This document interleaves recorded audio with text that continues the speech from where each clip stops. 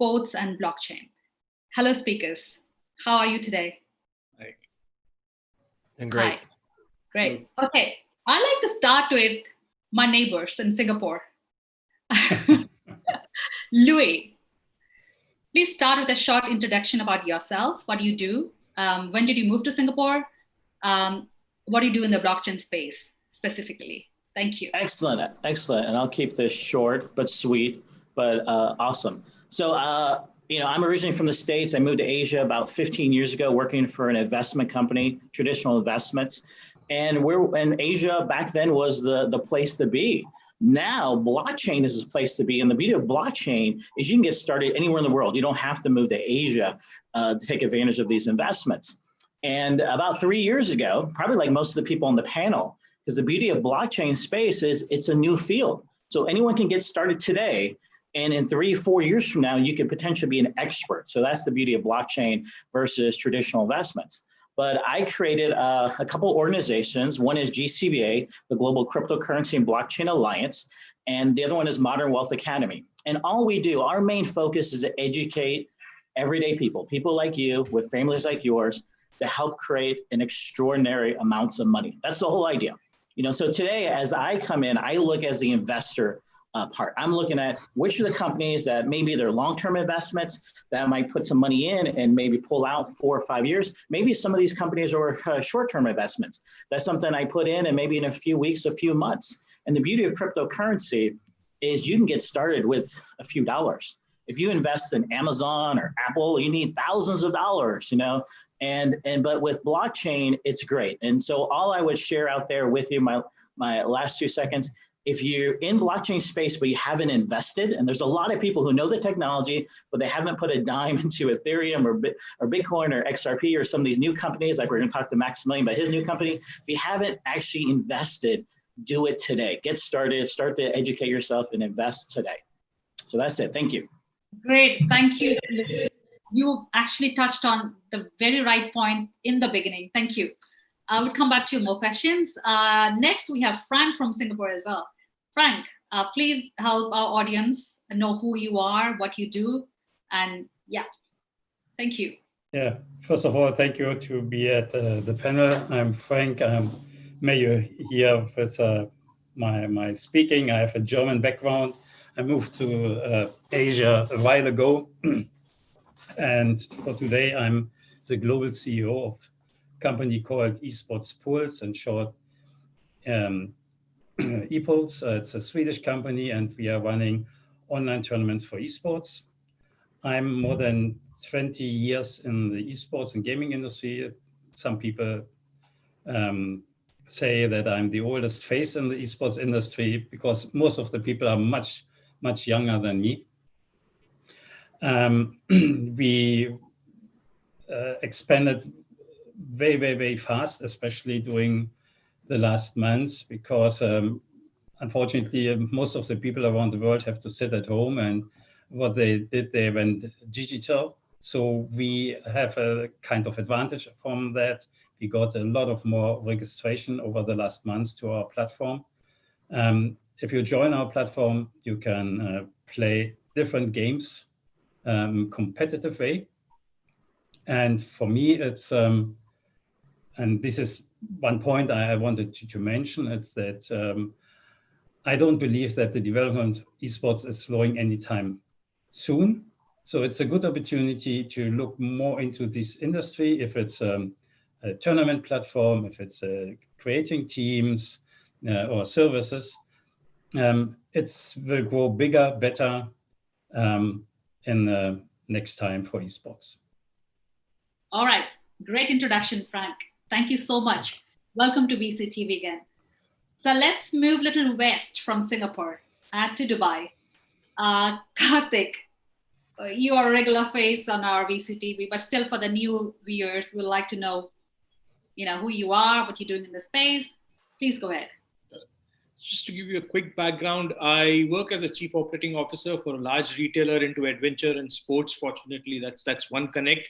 Second is also I am on board and support a lot of venture capitalists evaluating the right businesses in terms of figuring out, penning down the strategies and picking up the right businesses to support.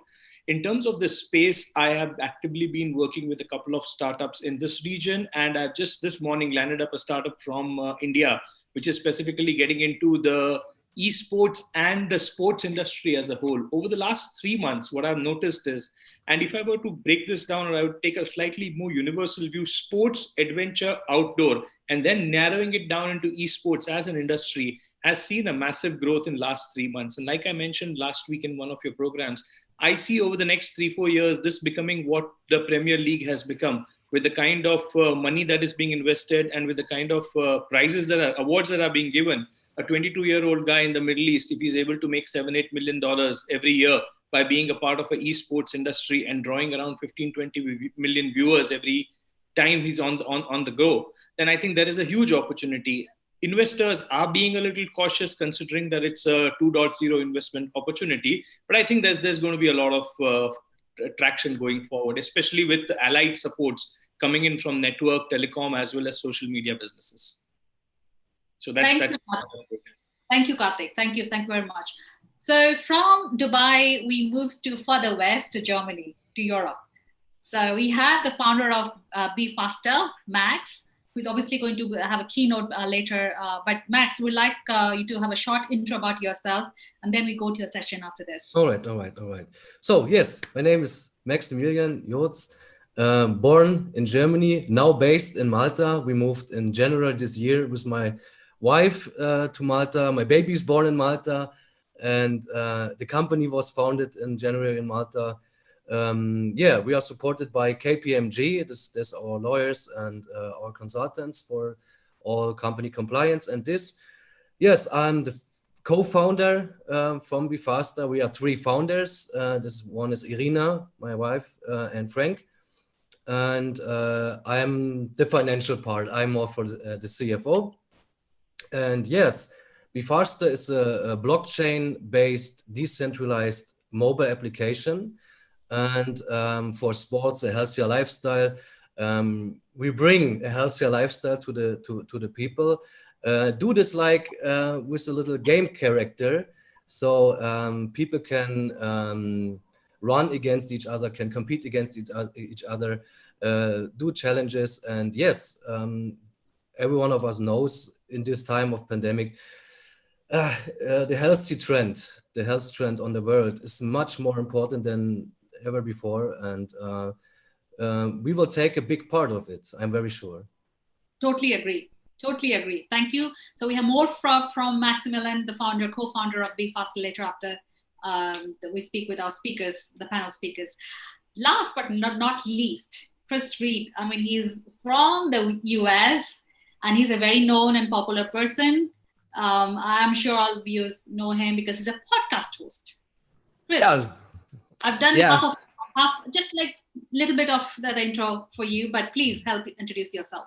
Yeah, sure. So thanks for allowing me to be on the panel, and thank you, Sonny, for having me on here. So Level Up Experience is the podcast. It's also a live stream we do on LinkedIn and YouTube. We focus on interviewing influential figures in esports, gaming, and emerging tech.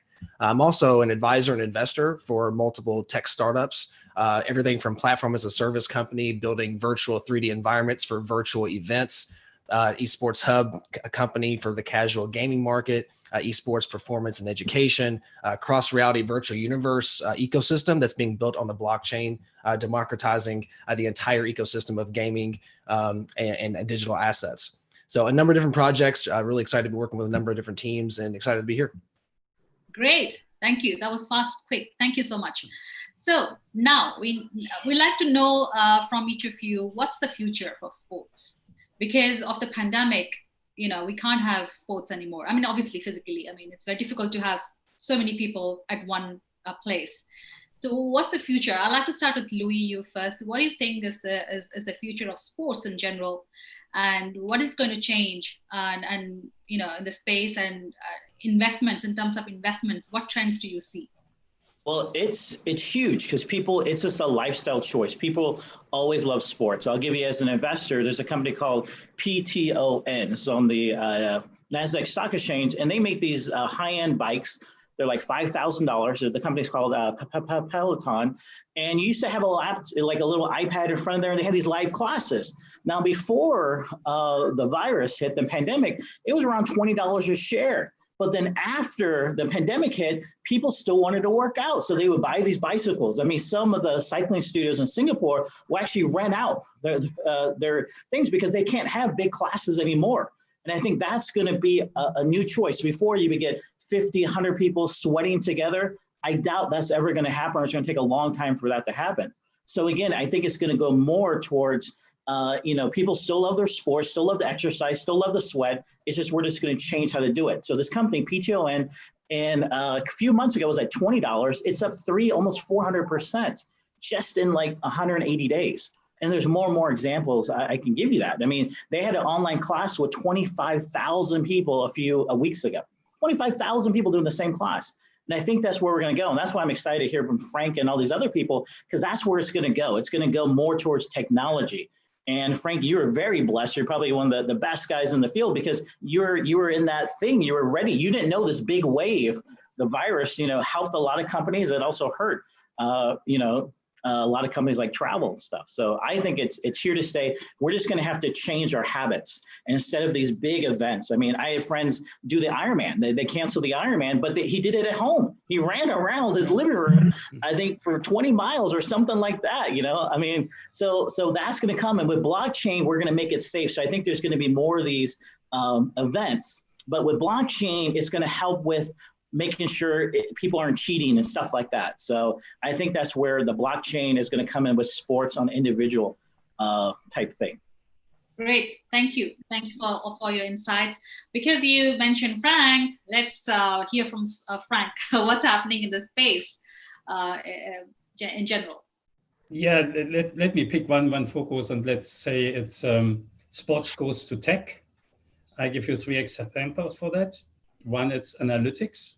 And let's say in the real sports, if you look to soccer, there are much more now programs out, apps out. They analyze how you play, how the gameplay is, how much you're moving, everything around that. So a lot of statistics. I think that's one big point about analytics for training and matches. The second one is I forgot it, fan engagement. So there's a lot where, let's say, sports is going digital. We know from the education side, for example, e-scouts, where you can send in your videos as a kid and show your skills in sports, and you can then be contacted by coaches. So everything around that, I think that's a great addition for sports clubs and leagues. And the last point, it's esports. Esports, and this is a digital, or I think we have blockchain, we have as a topic, we have the finance sector as a topic. Finance is going digital. Everything what we are doing with the online payment solutions. If we are looking to governmental services, they are going digital online, the same as with sports. It's going digital. For me, it's a very natural way.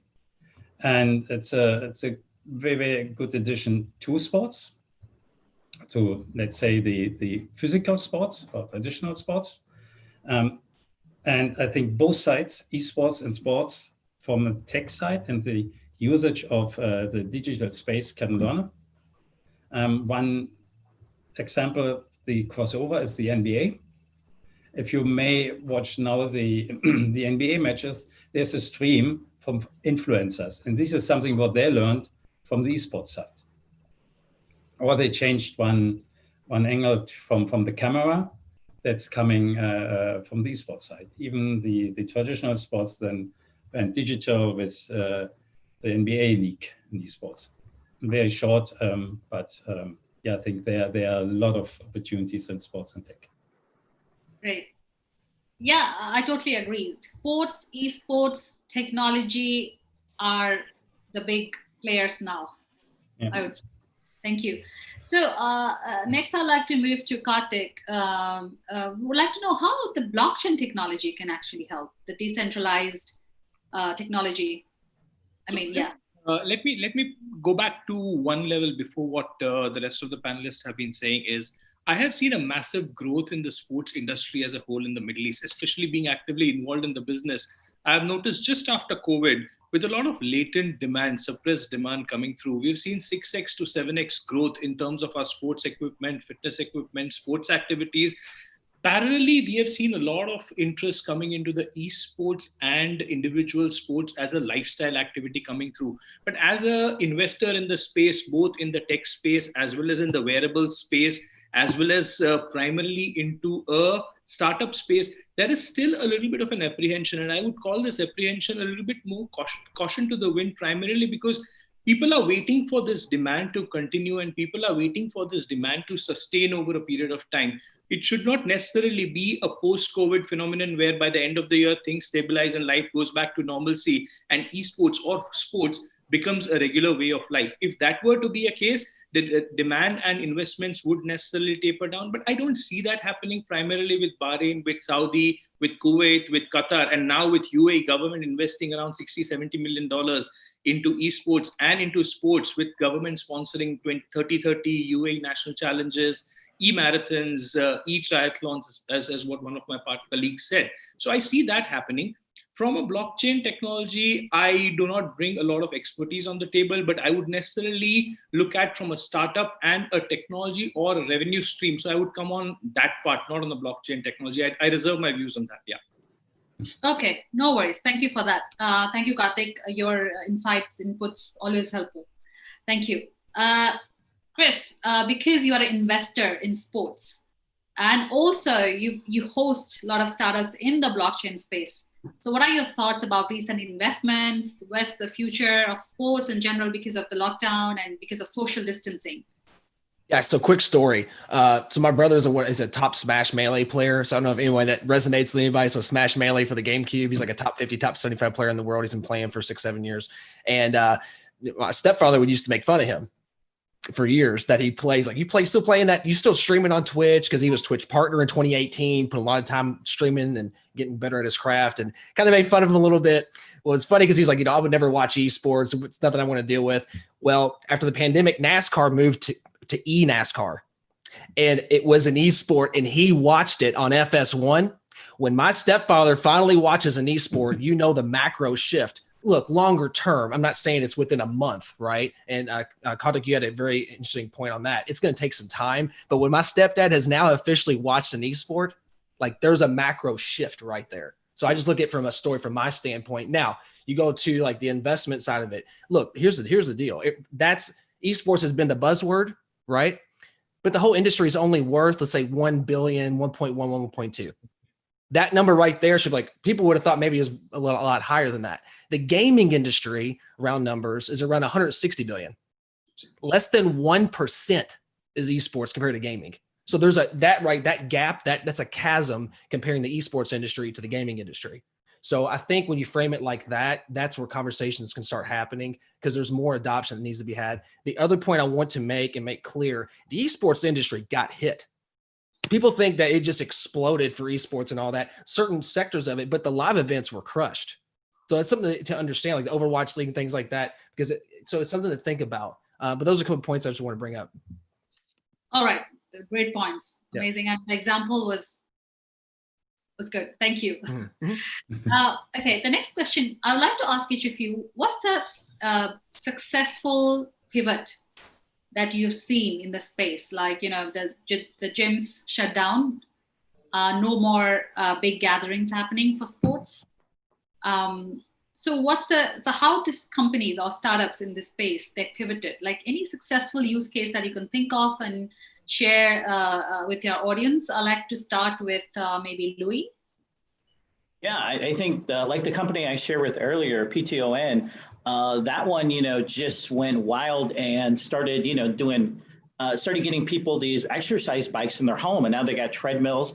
And I think that's where we're going to go. We're going to go to probably like little pods. That's where I think is. And Frank, and you made a good example. There's two things we're talking about. We're talking about esports, which is kind of where people, they game online in front of an audience. And then we're also talking about traditional older type of sports, physical sports like NASCAR and football and American basketball and all these ones that are going online. And again, so that's where I think the exciting. So the traditional sports going online, I've got a lot of friends in Singapore and Malaysia that were doing yoga. And what they did is, again, they started selling memberships to their online yoga stuff.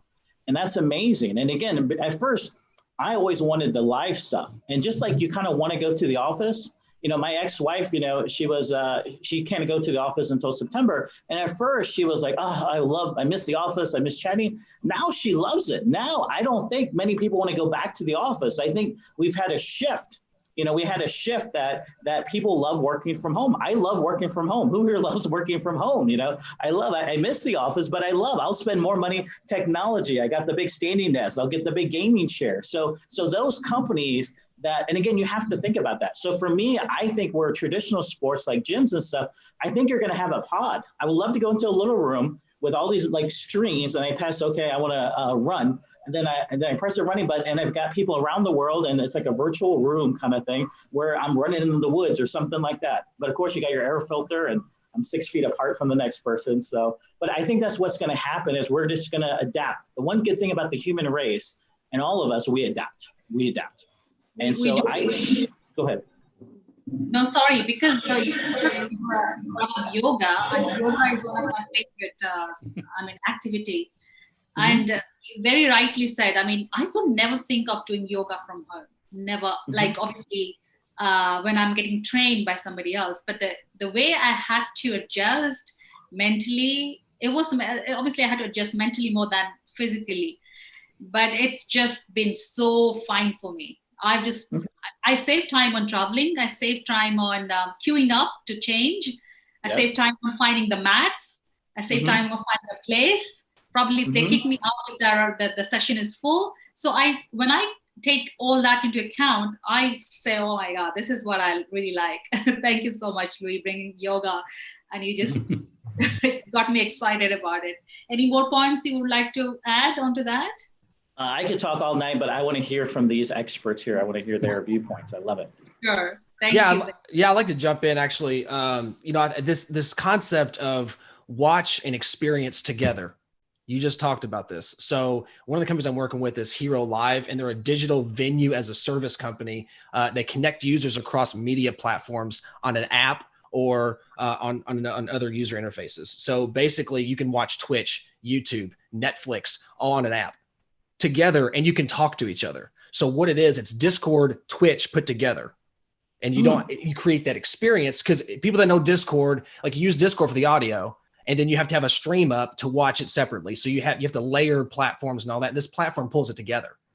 Also, they have the relationships with TNT, TBS on the traditional sports market. So you can watch a baseball game with it, and you invite your friends, say 15, 20 people, and you can watch the game and talk to each other at the same time. That's the future. 100%. Like that's been written, like that's the future. Now, whether or not, project has to execute, but I'm saying the concept of that, it's already there. It's already here. And it's bringing people together to experience it together. And you're talking about crowds being piped in with, fake crowds in baseball. I watched a baseball game with fake noise, right? In NBA, it's got fake noise. They're trying to create the experience, but the platforms are going to win. The ones that execute, the companies that execute on creating the new experience, those are the ones that will win. Absolutely. I totally agree with that because the pandemic, the crisis is going to stay here for how long, we don't know. So yeah, that's a very great example of a pivot success case. Thank you, Cris, for that. All right, go ahead.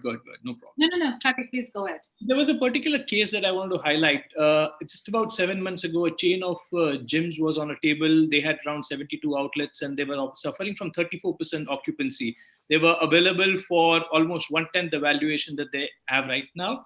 COVID came in, and while everybody else shut, they found an opportunity, and the investors wanted to change the way businesses were done. They immediately went the e-way, created an app, got people coming in through a digital platform. And today, fortunately, the same business has got around 85 million dirhams, which is $20 million funding, and it's getting completely digitized into an ad generating revenue or an aggregator model, wherein it currently operates with more than 3,700, 4,000 participants against the 700, 800 participants it used to work with.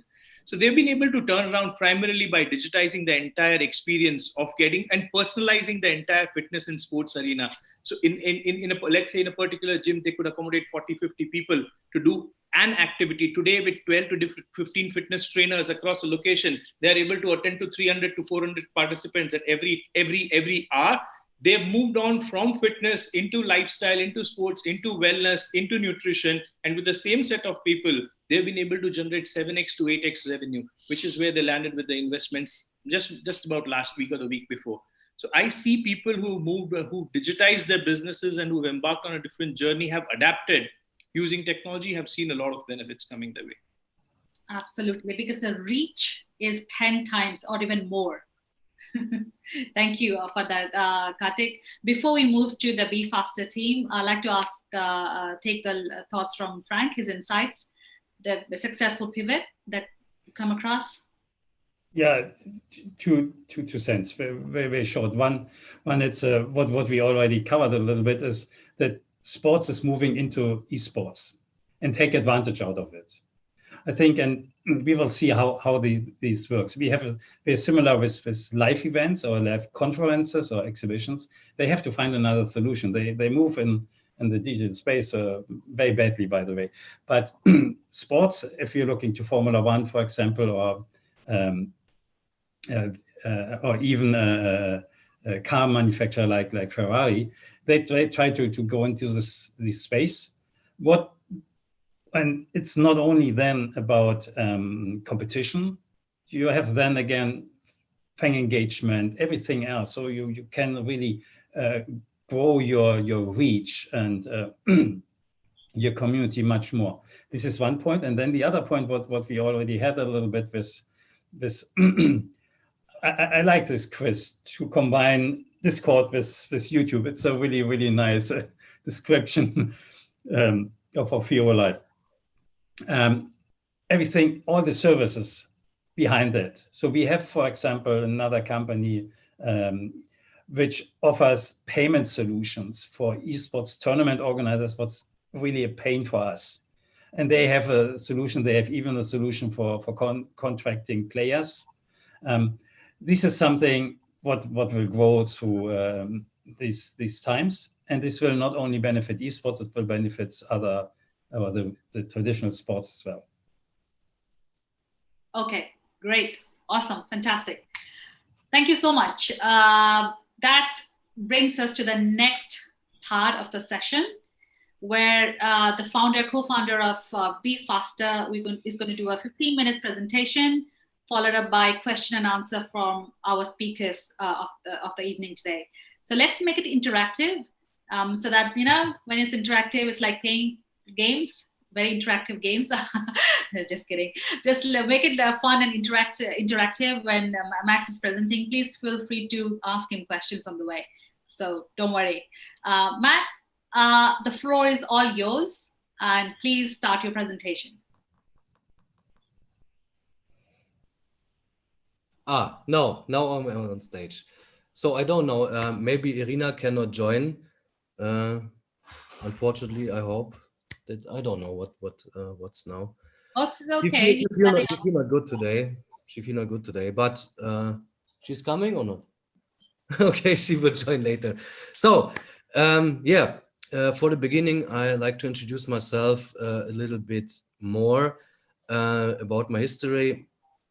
I am financial and company consultant since over 15 years, self-employed, and founded with Irina and Frank together the BeFaster Fit Limited, and the idea was born in March 2019 on the treadmill. So basically while you're not running, running.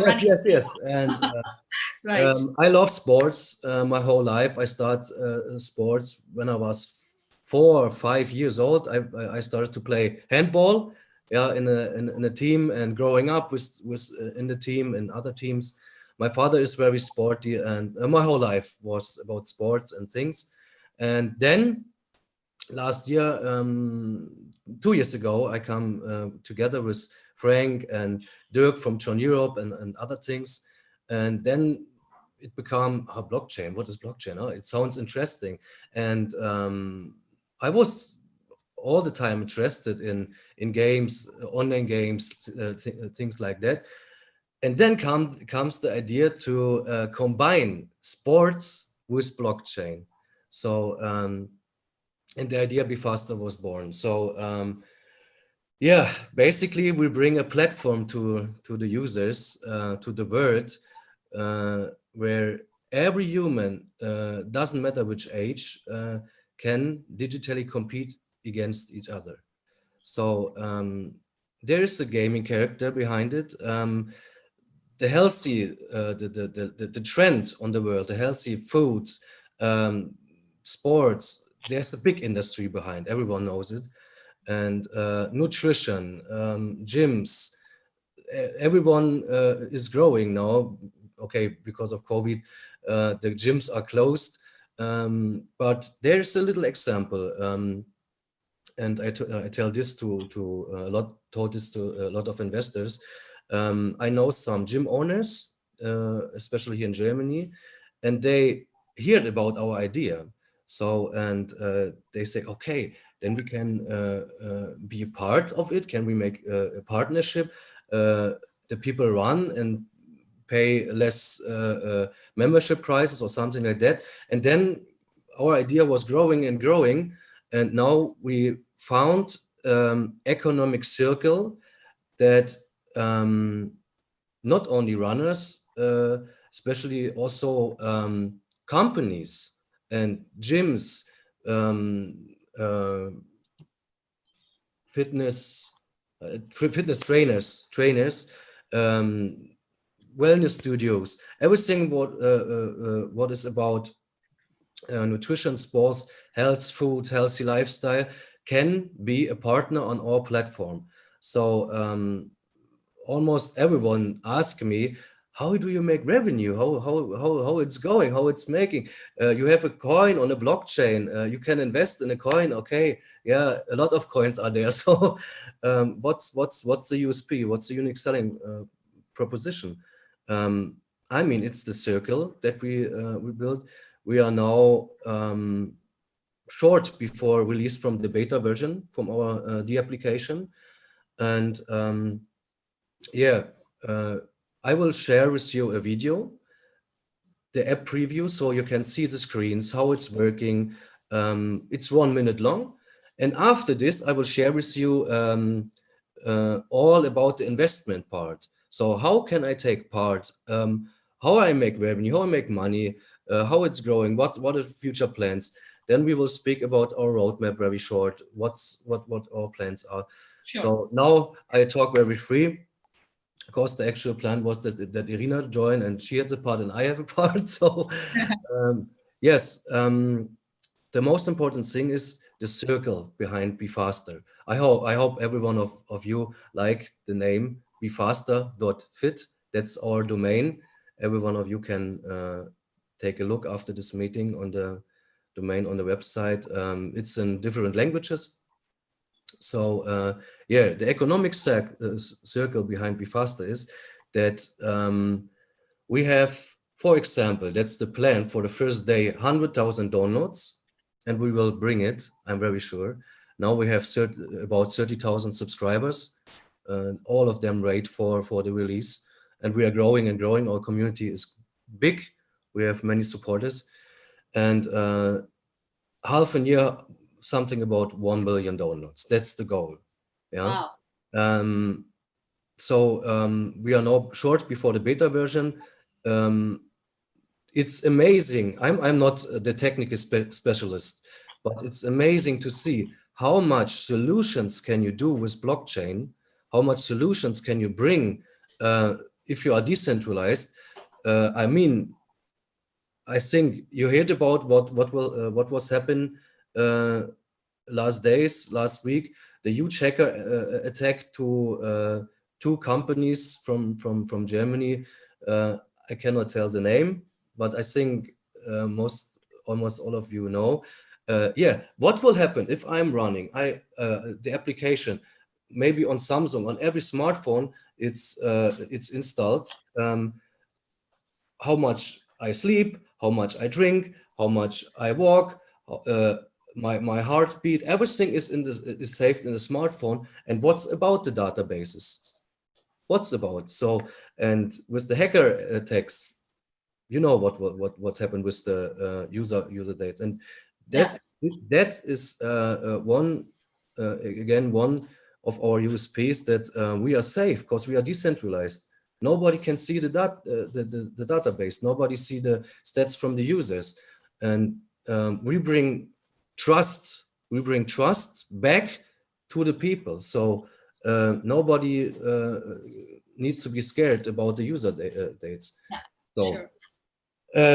Yes, and because of our health, nobody like to share how health I am or not. So, so that's it. So, and the background, and the circle is our users are almost all interested in a healthy lifestyle. They are runners or couch potatoes in the beginning. Doesn't matter. Everyone who is walking or moving can take part on our application. So we bring a pedometer that counts the steps, and for every step taken, they get a token. Okay. So, yeah, and the thing behind is that the users are interested in products like running shoes, healthy food, things like that. And we bring a shop on the app.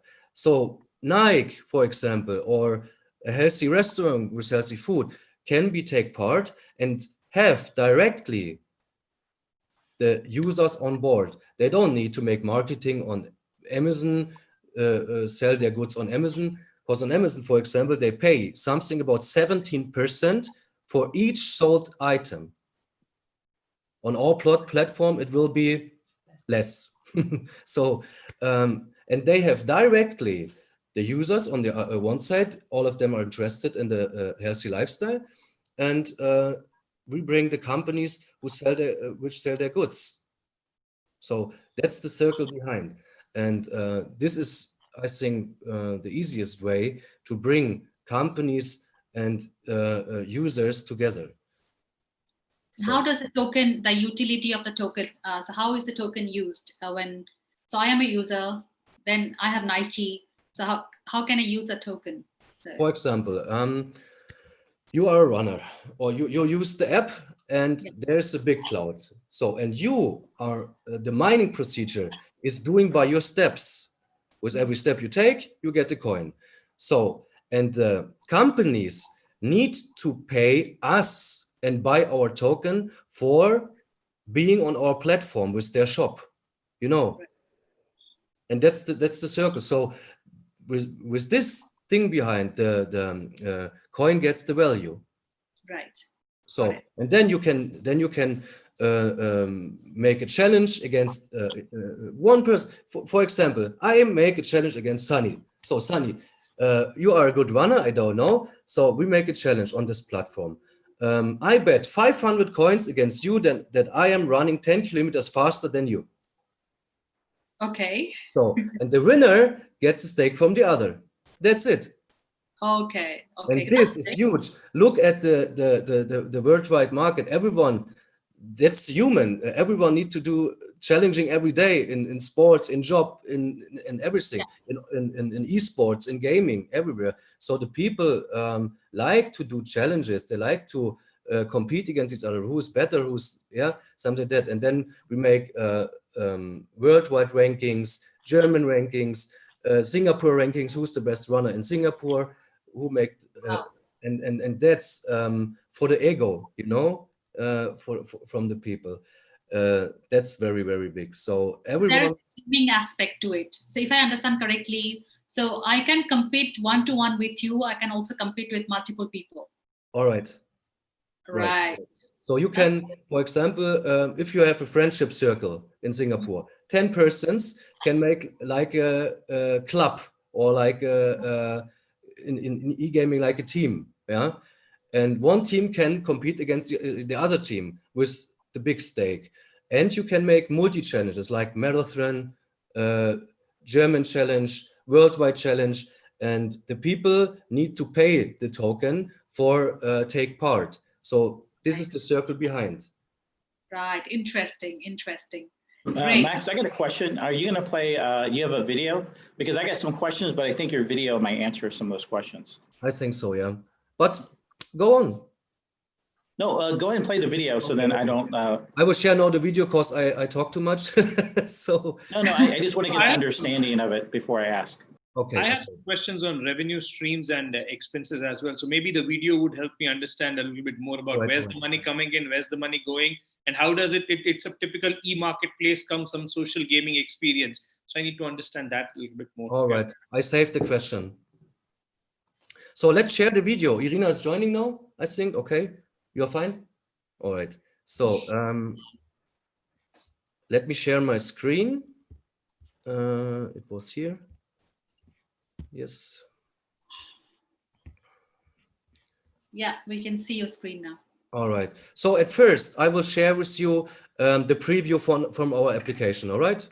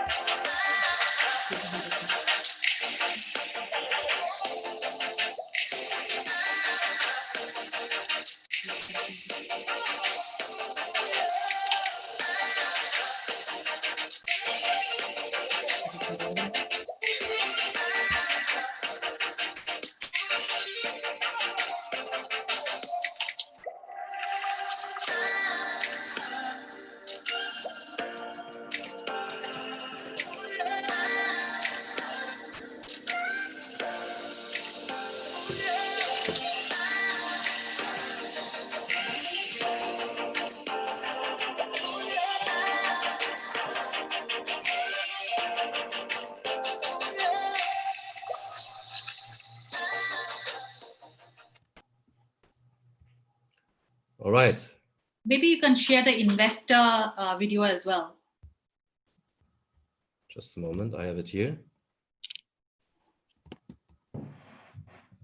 The sports industry is booming. Do you want to profit from it as an investor? The unique blockchain ecosystem with a rapidly growing community has special advantages for everyone. As an investor, you benefit from every challenge on the platform, every in-app purchase, every sold gadget and merchandise item, as well as every redeemed voucher. BeFaster shares 50% of the partial profits with the investor, depending on the size of their investment. The challenge system provides the growth. This begins with private challenges, where runners can digitally compete against each other, and extends to global challenges, where runners can earn vouchers by running. Additionally, the users get paid for every step taken. These are recorded by a pedometer in their smartphone. BeFaster is a platform economy for companies in the industry which are offering their goods and services to the users. It's a circle. Users feeling well, so companies can sell. Find out more about this unique investment opportunity on our website. Be smart. Be an investor.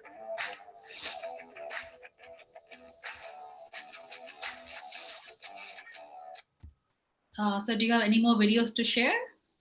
A lot, but no time.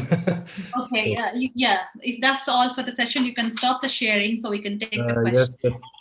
Yeah. Yeah, thank you. All right. Whenever ready. So let's go on. I don't like to share with you every technical parts behind it because it's very, very boring.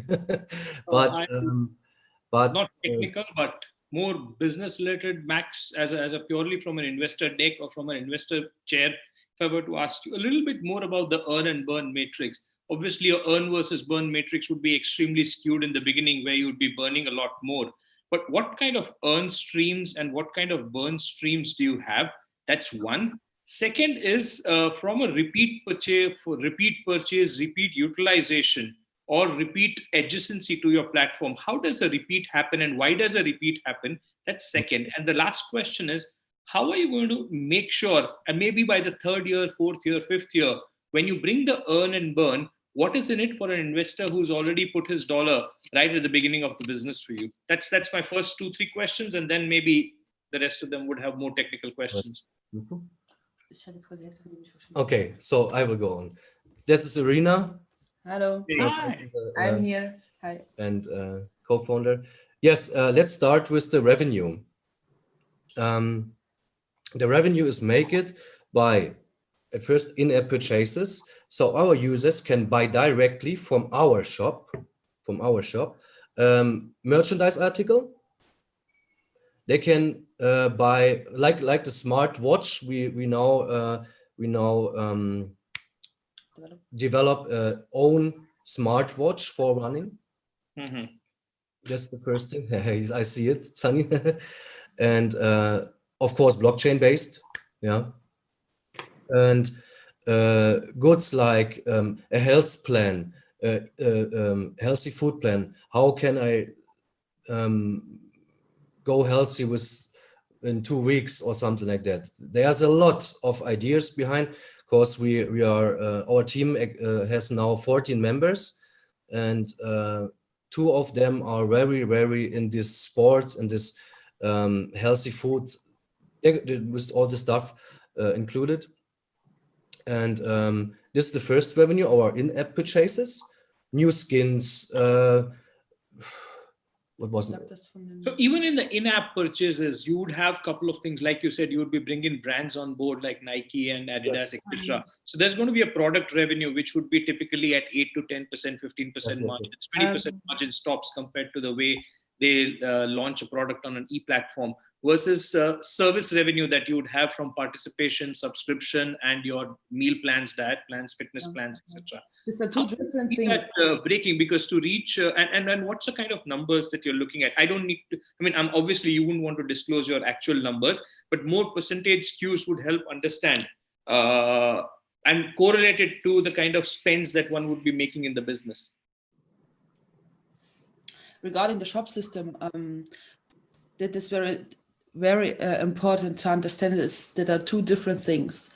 The one thing is the BeFaster shop, our own, where our gadgets and services and health plans from known sportsmen worldwide. So it is our goal to work together with known fitness and sports and nutrition people, for example, in the German market, in the Chinese market, in the Japanese market, because every country has the own known person. Yeah, and but for sure, these plans and things will be available in the whole world. So it's also interesting for these professionals to be part of it. And the other thing is the shops that are connected as B partners on BeFaster. So as Max already said, from nutrition, sports, fitness, wellness, and all the things, they have their own. So we participate like a platform in the cells. Like Amazon. Imagine Amazon, just imagine it, yeah? When the shop, doesn't matter if these are good or services, sell it, and we get a percentage out of it. So worldwide, yeah. And the burn matrix in terms of the spends, because you'd be incentivizing participants to come, plus you would be spending a lot of money on even getting, so acquisition of participants, acquisition of subscribers, acquisition of buyers. So typically the first 3 years, 4 years, even an e-platform, which is purely into products, takes a lot of negative unit matrix. So do you see yourself getting a unit balance in the second year, third year, fourth year? And how do you see your ability to pump dollars? Where do you see those dollars coming in? Yes, that's my part. So I have you mean host scalabilities, yeah? I have in my mind, and with the controllers and the mathematics behind, the circle behind, we have summarized 2022. We will have, if we have only 1 million users, we will have something about 80 million Gewinn, my God. Profit, 80 million profit. So all the costs are away, the marketing costs, the people, the team. We will do a huge marketing, of course, because we need the attraction all over the world. We start in Germany this year And Malta. and Malta and Southern Europe. Then we go 2021. We are now in discussions with France, Great Britain. Great Britain, Dubai. Last year we met the Sheikh from Dubai, and he told us he is all as well very he likes sports and he like to bring the health system to the people, to the to all of these people in the country. And he told us that if we have the product already on the market, he will back us. So Right.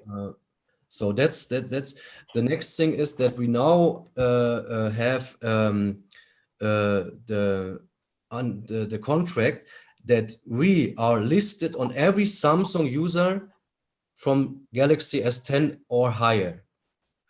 Cause I don't know if you know the Samsung Key Store, if you heard about, and it's included in our application.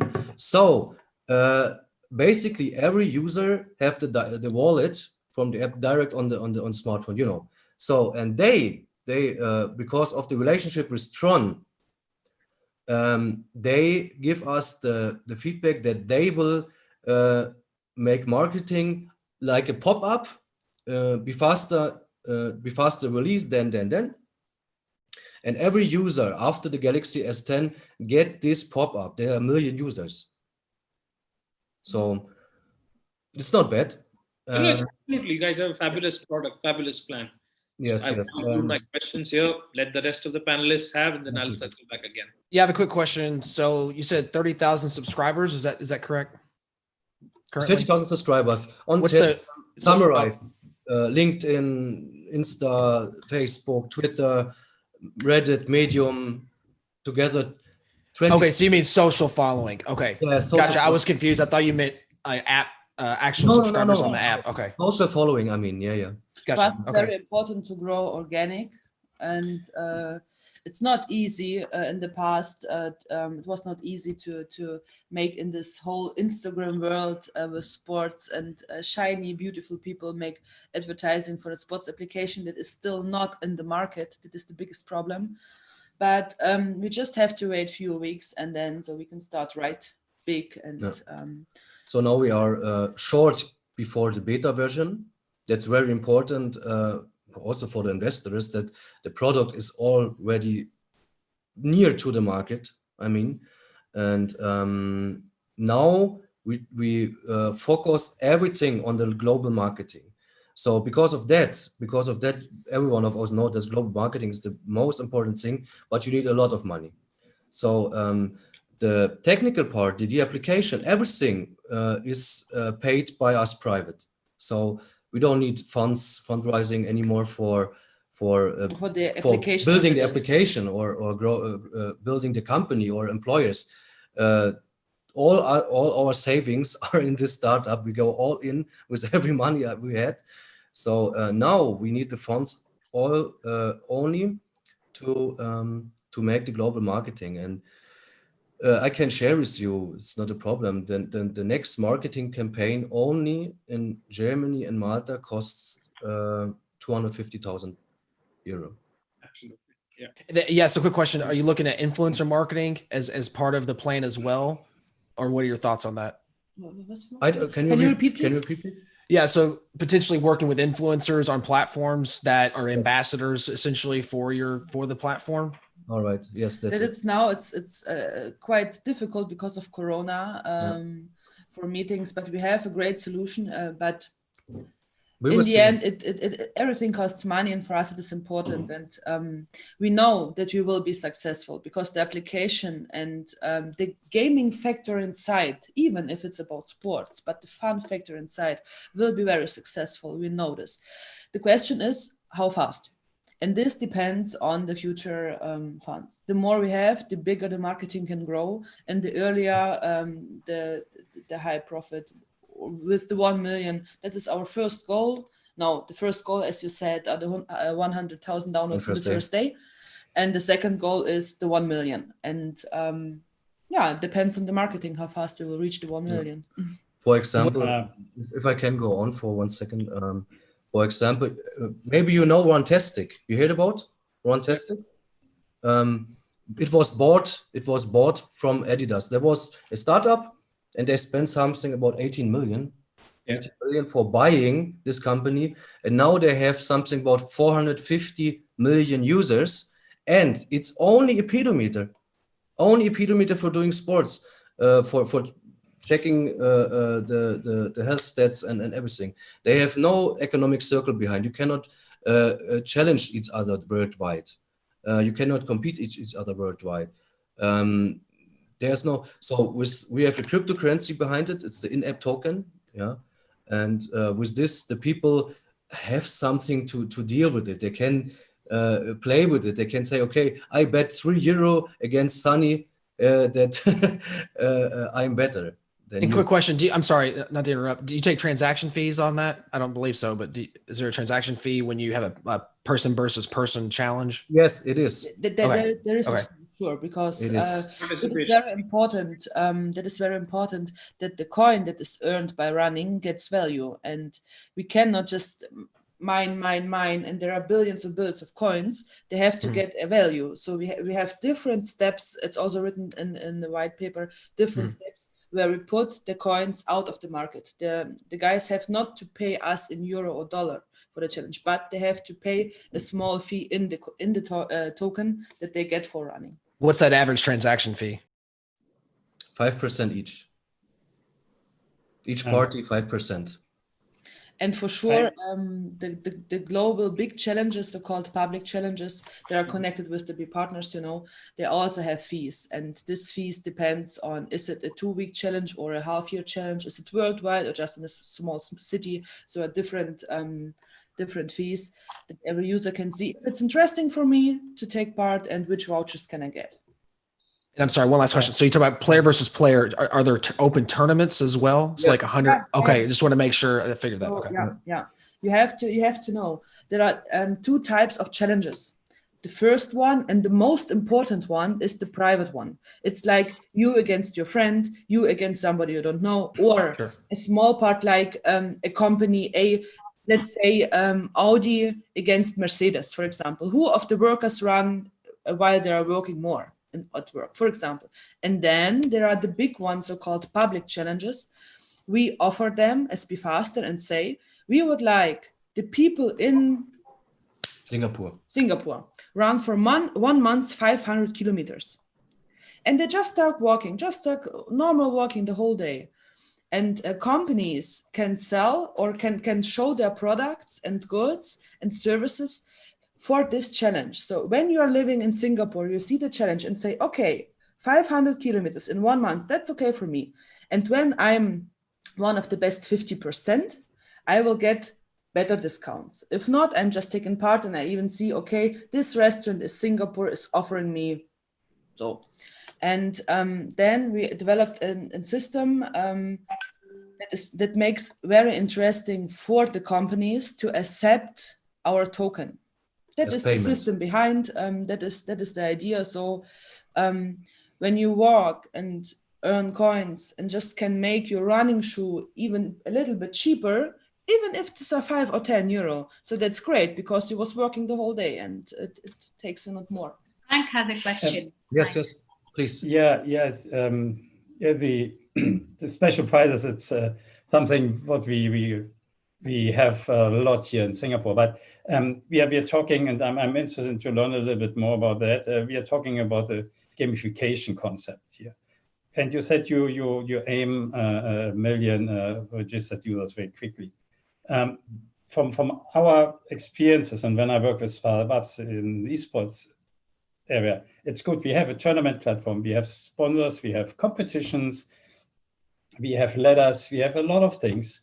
But how you get out of these registered users, active users, and then engaged users. This is the tricky part. I can tell you, in esports, we have platforms. They have 1 million registered users, but maybe 3,000 active users. Yeah. So what is behind that? What you are planning to do this to convert registered users into active users, and what is the engagement?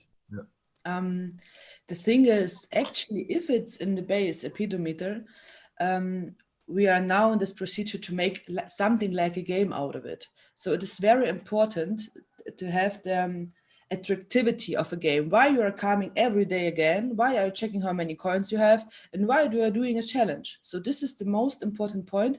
This is managed by daily, weekly, and long-term quests that are designed like a game. So every one of the user expects from himself, because he gets even more if he, for example, bet himself for the last week, you know. So we make some we make a challenging character in like a game. And the most important point for the grow is the recommendation link.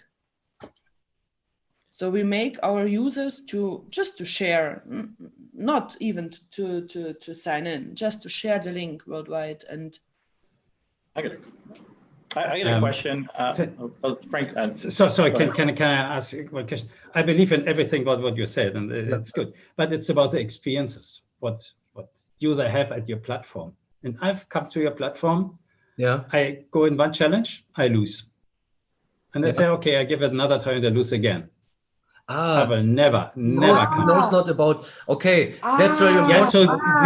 Yeah, so what are you doing? Made this problem. Yeah, so it's. I forgot to explain in the beginning. Sorry. Thank you. Yes, I will go on. Yeah. It's very important that we have different fitness levels in our application. That it's not possible that a special athlete can run against a couch potato, because of course then will happen. The couch potato says, "Oh, I lost 2 challenges. Oh, BeFaster is shit. I throw it away." So so it's like when you start to use the app, your status is undefined. So the step is learning with an algorithm.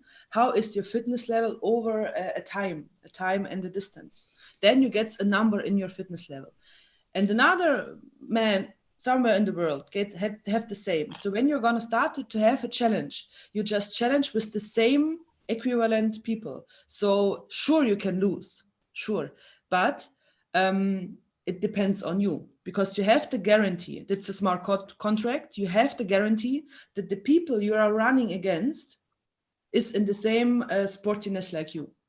So it can never happen that a couch potato is running against an athlete, because it makes no sense. It's not fair. Yeah. Yeah, same level of fitness. Yes. Yeah. So I get a question, Maximilian. First off, as in America, we say, I just want to say congratulations, because you guys really put your, what we say, balls on the line to do this app. It's very easy for me to critique. It's like a chef, right? I can eat the food, but me going back in the kitchen and creating it, it's a whole different game. So first off, I want to give you, let's everyone give them a big round of applause for creating something amazing like this, especially during this time. Second thing, I know this idea can work. I belong to a private men's group, and a lot of the guys got these Apple Watches a couple of years ago, and they were competing with each other just to see who had the most number of steps, because on Apple Watches you could track it. Now I had a Samsung watch, but I felt left out, and I was actually going to buy an Apple Watch just to compete with my friend. So I know that can happen. The other thing is, nowadays, from what I've seen from the companies I invest with, I think what happens, and you guys might agree or might not agree, is a lot of the companies, the startups, they want to be islands. They want to be unique. And I think in this day and age, we have to say, you know what, we're not unique. Let's see if we can partner with some bigger groups, bigger things to accelerate our process. So some of the ideas you might want to do is, like, for example, in Singapore, I pay health insurance every month. And if you partner with a health insurance company like AIX, Prudential, whatever it is, and if I use that app, branded by you guys or partnered, and if I did X amount of kilometers a month and I could save money, I would use the app.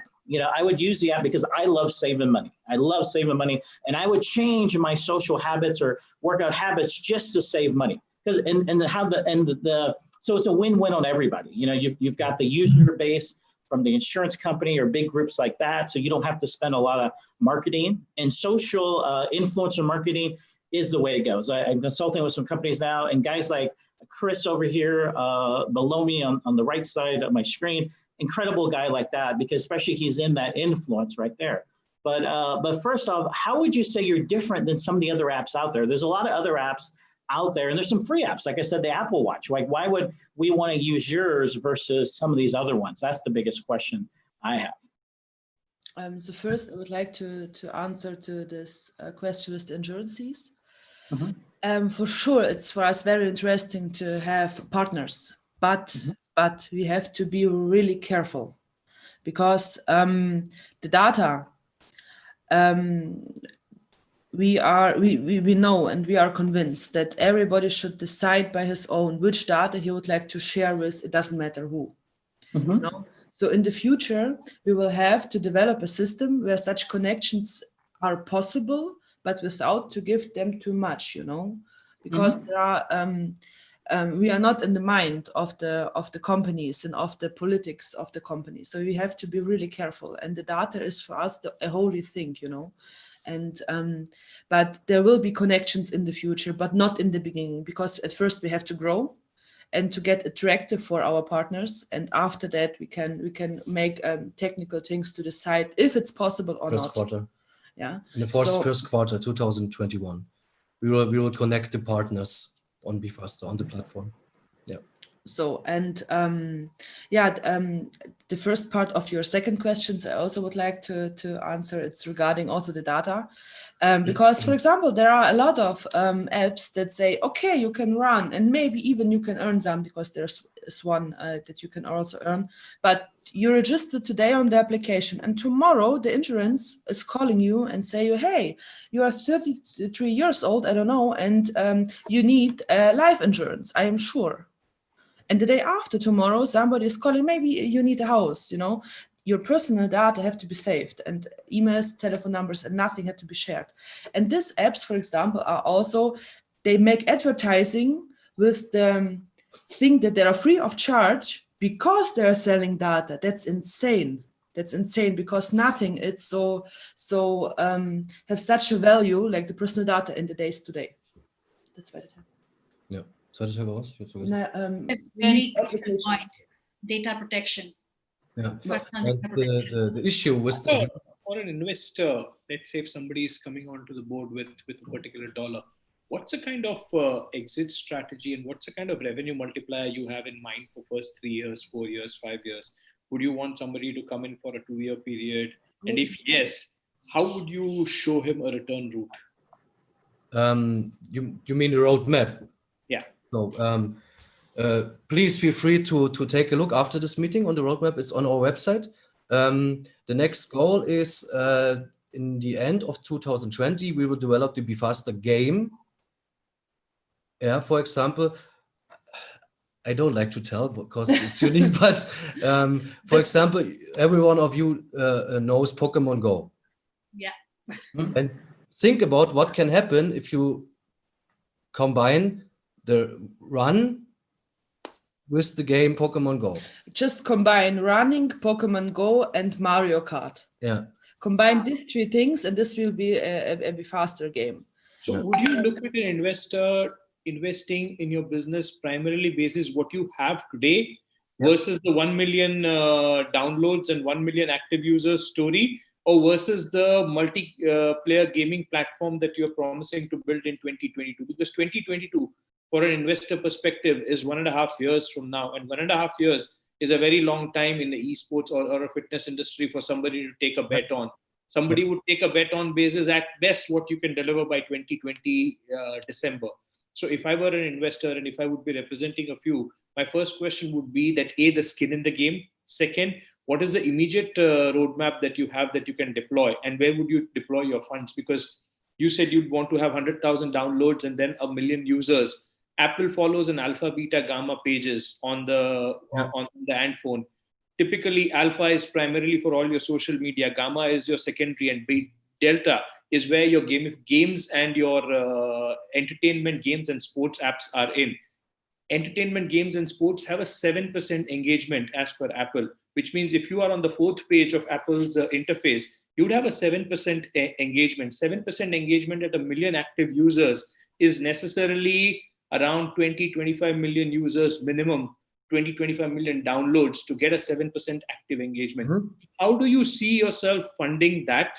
And how do you see yourself expanding and keeping an investor active till that level of funding? Because you would necessarily end up spending around $35 to $40 a download in making somebody download that app as well. Because that's what more or less people are spending. I mean, even if we have a robust interface and a beautiful story, we would have a $15, $20 download cost. But still, we're talking about a massive investment. Yeah.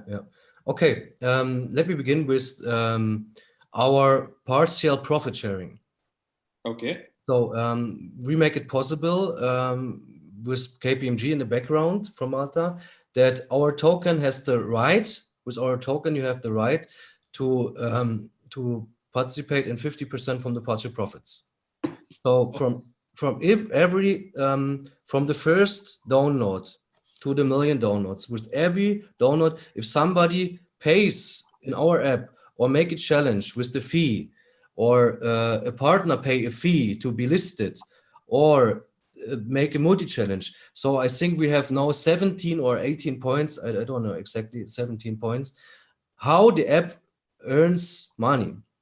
And on every part, the investor participates on 50%, depends on the height from his investment, of course. So that's the issue. Okay. And the partial profit sharing is distributed every 3 months. Every 3 months. So yes. when an investor is at our site, it's one of the B investors, we call them. They have, because they have our token, they have in the app, they have special things, they have special accesses to the app, but it doesn't matter at this point. This point is important. Every 3 months he gets his payout. So actually, it's normal in the crypto world that you have a token and you just expect the rise of the value. Like Bitcoin, for example, you hope it will cost more, rise, and then you can sell it. With our token, with the BFCH, it's not just about the value of the token. It's about our success. Because every 3 months, you get automatically via blockchain the token every 3 months. So, and sure, if you want to sell it, you can. But the first 3 months, the second one, the third one, we grow and grow and grow. So the holders will be distributed to get more, of course. Yeah. Okay. So, any more questions from the panel today for the BeFaster guys? Do we get any free tokens? We get free tokens. That's good. Airdrop some of the tokens to our today's speakers, maybe. In the next call, we can talk about 1 or 2. Why not? So sorry, because obviously I would like to, we're like 10 minutes over time. Do you like to mention quickly about LATOKEN, like what you're doing with them and what's the relationship? Me? What? Yes. I don't know. We know now since 2 years. Yeah, we get known in Dubai personally, and it was a great contact. Yeah, and now we are working together with LATOKEN since April. Yeah, and the guys are very fast, like our name is. If there's something to change, something to manage, we can just call and say, hey guys, come on, and a few hours later it's finished. So it's not common, and here is the personal contact, and thank you very much for it. Oh, okay, you're most welcome. I always like to give you a good service. Thank you guys. So that brings us to the end of the session today. I hope all of the speakers liked it, and we run this. Thank you so much. We run the shows Monday till Friday, depending on your area of interest and expertise, if you like to contribute towards speaking, like keynote speaking as well, like the BeFaster guys did today, please feel free to reach out to me. You can see our events at our website, www.latoken.com/events. And please reach out to me with your area of interest. Thank you so much for your patience, for your time, and your insights. Stay healthy, run fast, and get paid. Thank you. Thanks, everyone. Thank you.